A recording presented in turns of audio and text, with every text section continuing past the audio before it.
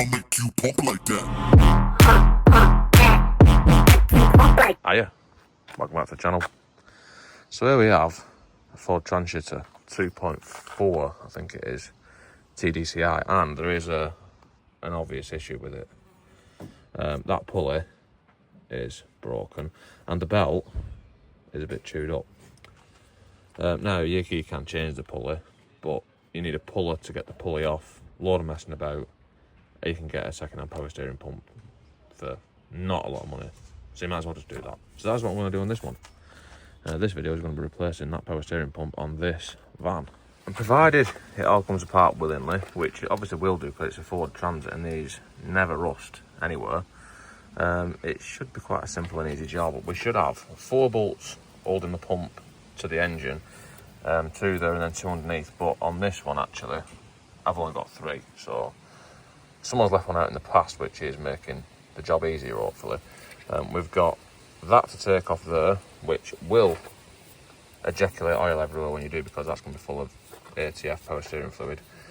That one there, that one is an 18mm for the high pressure hose.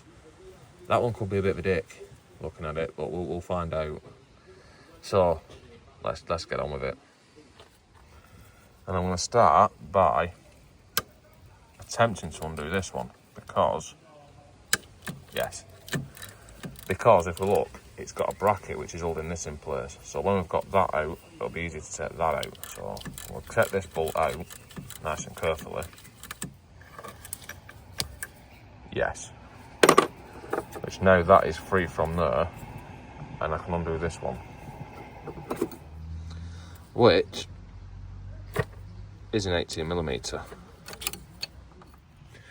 And it actually has undone, but that union is meant to spin freely on the pipe, and it's a bit stiff, and I haven't actually got any WD-40, obviously equipped as well as ever. So I'm just going to use a bit of oil off the dipstick and just smear some of that on it, nice and carefully. And hopefully that will help us remove it without fucking it up. Yes.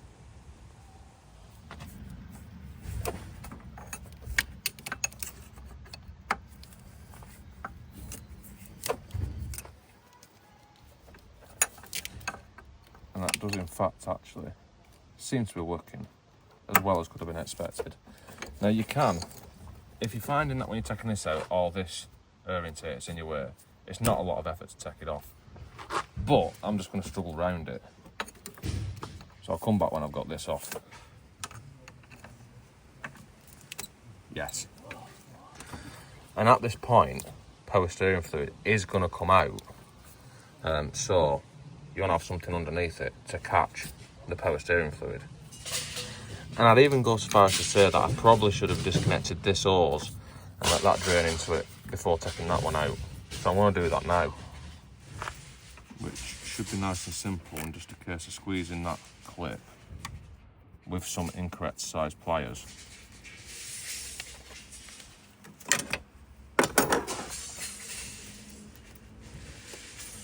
And then we can aim that so it falls into there. And that fluid is actually really black, so it probably won't be changing anyway. Yes. Try and avoid getting it on your alternator if possible, because prolonged exposure to oil can knacker the brushes up on it, but I'll just give that a wipe off, it should be alright.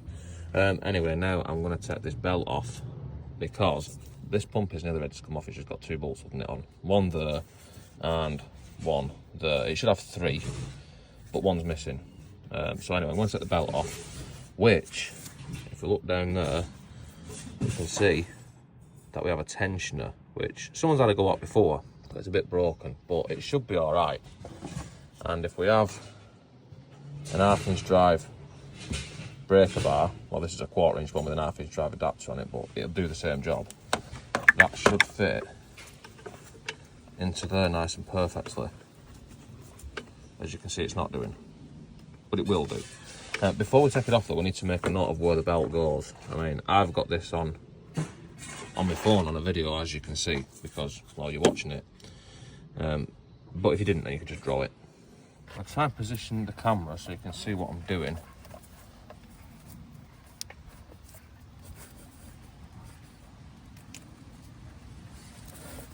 yeah, you've just got to lift that up, and then the belt will come off when it's loose, like that.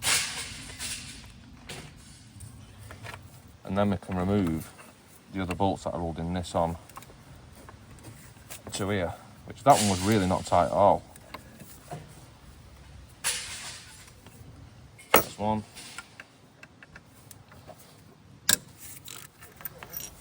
Then there's another one.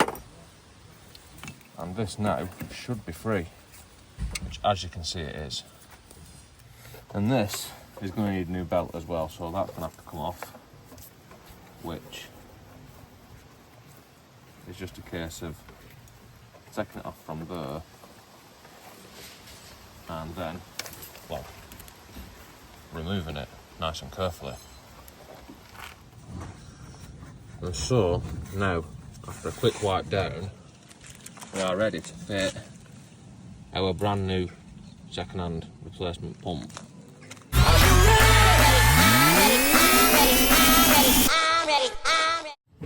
Which, all being well, should just be a reversal of the removal process. Now, I am missing a bolt. At some point, I probably won't, might do, get another bolt for it and put that in. But that won't be in this video. Let's put them two in. Now, I've put this one in place. This is going to have to come out again because of the bracket, but just put it in, and then I can torque these two up to specification, which I believe is 21 Newton meters, which is probably about that tight. Same for this one.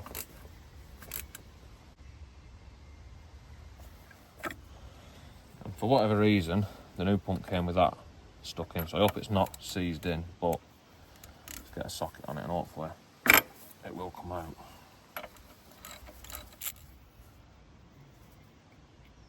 Yes.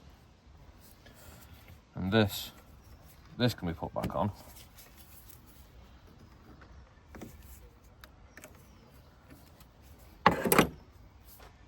And then hopefully this will go back in. But obviously it's too tight to spin by hand. So it will require holding that and turning that with Spaniel Jackson there, whilst keeping it straight so you're not cross-threading it.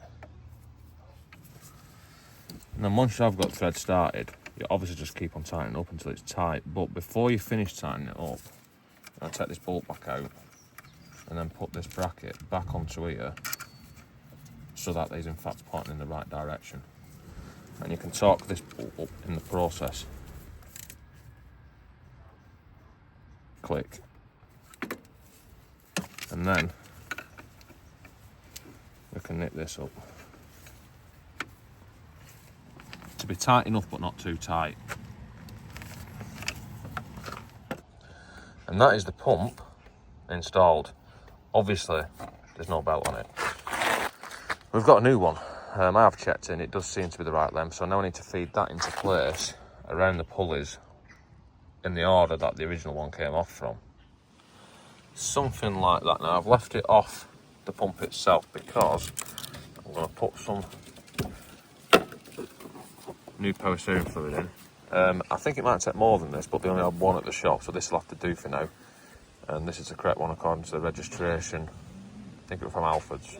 So let's put that in there without spilling any, because I don't think we've got enough to start with, but we might have. I'll just fill it up to, actually we might have enough actually. I'll just fill it to the top for now. And then just, before I put the belt on, just try and squeeze any air bubbles out of that pipe and just give that a spin, just to lubricate the pump before we start it, hopefully. Anyway, let's put the belt back on.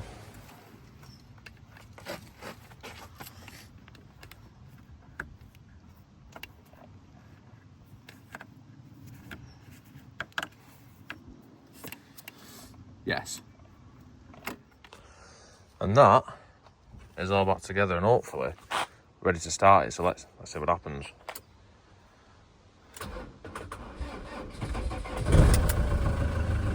Yes. And then to bleed it up, should just be a case of turning it left and right a couple of times to get any air out of the system. Which, I don't know if you heard it, but it was groaning a bit, and no, it's not. The groaning is the air in the system usually. Anyway, that seems to be working as it should. So let's turn it off and carefully top it up as required. Which it doesn't need a lot in it actually. Yeah, it seems like a litre was way more than enough, but it needs a little bit more in. It's hard to say because you can't see through the side on it, but it looks about right. Fuck it, that'll do. So now we can carefully put this lid back on, and that is us, well, done. So that is fitting a power steering pump on, and it marks 6 and 7, both the same. So yeah, that's it. Anyway, don't forget to like, comment, subscribe, all the usual shit, and I'll see you next time.